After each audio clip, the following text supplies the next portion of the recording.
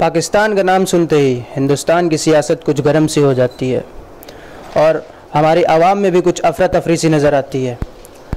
तो हमारे साथ मौजूद हैं सर्वसंभव पार्टी के सदस्य मनोहर यादव जी।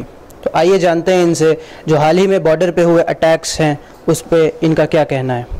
तो सर, जैसा कि आप जानते हैं अभी हमारे हिंदुस्तानी जवान शहीद हुए हैं, तो उस पर आप क्या कहना चाहेंगे? सरकार को किस तरीके से इस चीज़ को लेना चाहिए और कब तक की चीज़ों को नज़रअंदाज करती रहेगी यूँ? देखिए सर, मेरा कहना है अभी 5-6 दिन पहले सुकमा में जो 26 जवान हमारे शहीद हुए हैं और अभी 3 दिन पहले कृष्णा घाटी में जो 2 जवान शहीद हुए हैं। शहादत एक अलग चीज़ है, लेकिन नागहानी में बिना मजबूरी के, बिना किसी वजह से अगर ये जवान शहीद हो रहे हैं तो इनको रोकना होगा।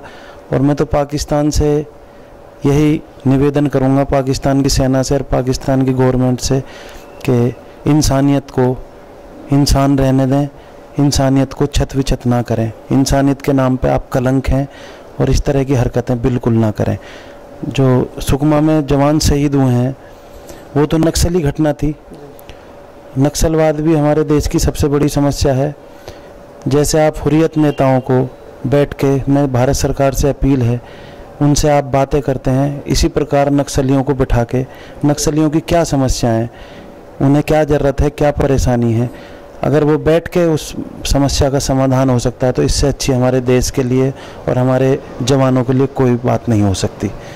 और जो अभी 2-3 दिन पहले कृष्णा घाटी में जो 2 जवान शहीद हुए हैं, पाकिस्तान ने इस प्रकार बर्बरता की है कि उनके सर तक को छत विछत कर दिया है।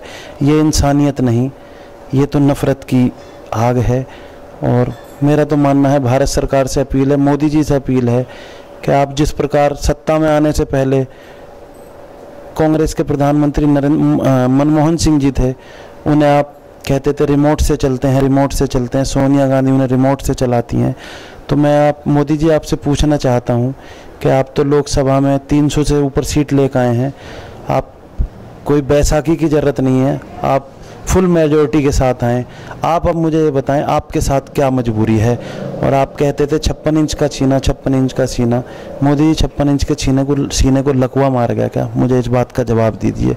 जो ये सीमा पे पाकिस्तान हरकत कर रहा है उसे उसी की जवाब में, उसी की भाषा में जवाब दें, तभी हमारा हिंदुस्तान और हमारा जवान सुरक्षित रह सकता। तो सर, सवाल ये पैदा होता है कि ये तो रही हमारे मुल्क की बाहर की बातें, अब असल बात तो ये है जो हमारे मुल्क के अंदर हो रहा है, जैसे कि जो गौ रक्षक के नाम पे जो हत्याएं मासूम लोगों की हो रही हैं, उस पे आपका क्या कहना है?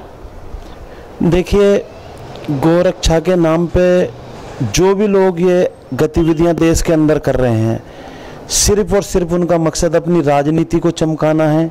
गौ माता के नाम पे, धर्म के नाम पे, जाति के नाम पे और उन्माद फैला के देश में सिर्फ अपनी राजनीति को चमकाना है और राजनीतिक रोटियां सेकना है। उन्हें ना तो गौ माता से लेना है कुछ, ना देश से लेना है, ना किसी जाति से लेना है, ना किसी धर्म से लेना है। और सबसे बड़ी बात, वो इंसानियत के सबसे बड़े दुश्मन हैं जो गौ माता और जाति और धर्म के नाम पे इस देश को बांटना चाहते हैं। मैं उन्हें आगाह करना चाहता हूँ कि ये काम बिल्कुल घिनौनी हरकत बंद करें।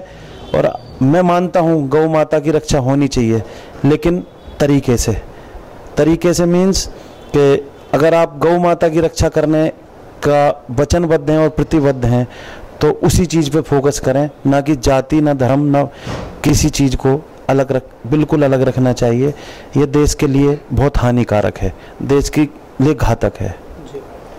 तो सर, जैसे कि आपने देखा अभी हाल ही में बीफ बैन हुआ और अपने मुल्क में, और स्लॉटर हाउस बैन हुए हैं, और इन सब के नाम पर भी कभी बीफ बैन के नाम पे, कभी स्लॉटर हाउस बैन के नाम पे, या आजकल गौ रक्षा के नाम पे जो हत्याएं हो रही हैं, और ये जो इनका तरीका है बंद करने का, ये कहाँ तक की सही है?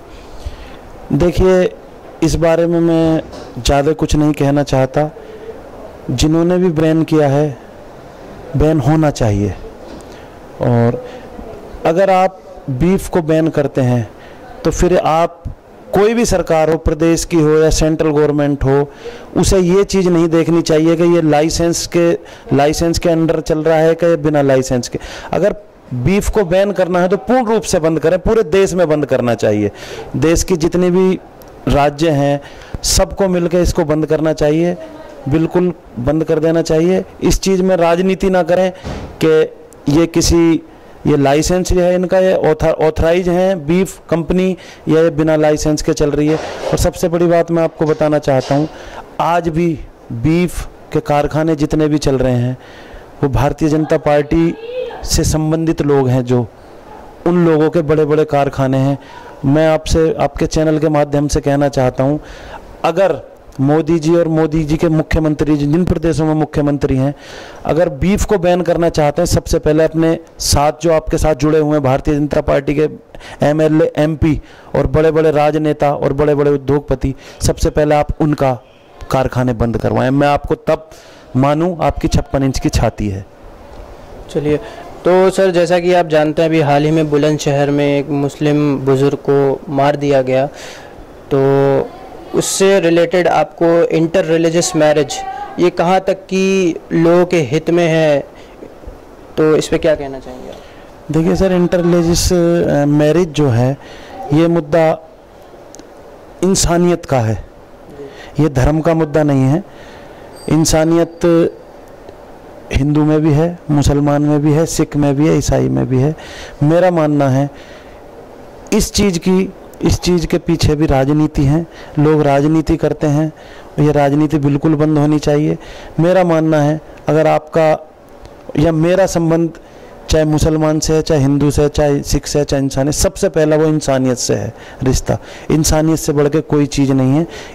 इस चीज़ के पीछे भी राजनीति बंद होनी चाहिए और इस मुद्दे को ज़रूर उठाना चाहिए, और उठाने के साथ साथ इस पे सरकार को भी ध्यान देना चाहिए, सिर्फ राजनीति ना की जानी चाहिए।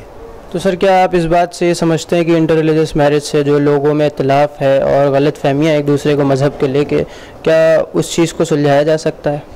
बिल्कुल, मेरा मानना है कि आपस में किसी भी धर्म के किसी भी जाति के लोग हों, वो अगर आपसी सहमति से उनका रिलेशनशिप बनती है, और ये तो देश की सहिष्णुता और असहिष्णुता के ऊपर निर्भर करता है लोगों की। और मेरा मानना है किसी भी जाति किसी भी धर्म के लोग हों, आपसी सहमति से सब चीज़ संभव है, सब चीज़ होनी चाहिए। तो ये थे हमारे साथ सर्वसंभव पार्टी के मनोहर यादव जी, जिन्होंने तमाम चीज़ों पे अपनी राय रखी और लोगों में एक फ़िक्र होनी चाहिए इस बात को लेके उन्होंने बात कही कि आपस में ही इस तरीके से लोगों के बहकावे में नहीं आना चाहिए और एक दूसरे को समझना चाहिए, ताकि हम आपस में एक हारमनी और पीस और एक हिंदुस्तानी तहज़ीब को कायम रख सकें और जो हमारी गंगा यमुना तहज़ीब है उसको बरकरार रख सकें। तो इसी के साथ देखते रहिए न्यूज़ मैक्स।